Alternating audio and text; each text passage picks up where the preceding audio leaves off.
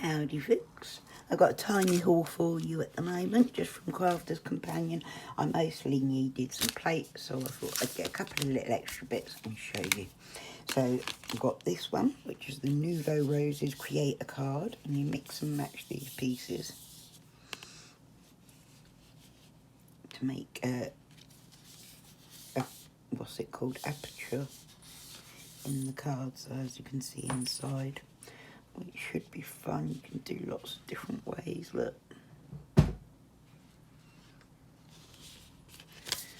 that's pretty. I like roses. Then I got this because I thought this is going to be like, I haven't got any of the Garden Gnome selection of items, but which is from Nature's Garden ones, but I thought these would come in really handy to be able to make scenes for any card. So that'll be good. They're stencils, aren't they?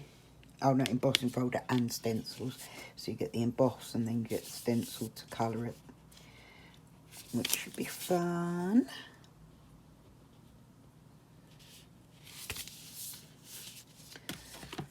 And then I've got two clear cutting plates for the Gemini Junior and the Gemini Junior double-sided cutting plates, because using these together saves these from getting warped and damaged, and cut into just one of these plates repeatedly, and then it lasts so much longer.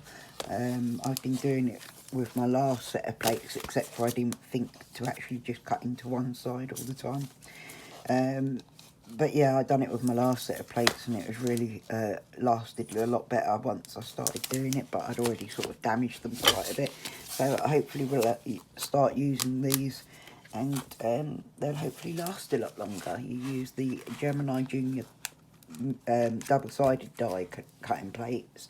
In the middle, you cut into one of them, always up into one, and then you put these on the outside, and it really stops all the warping and everything. It gives you exactly the dimension you need for the right size of cut.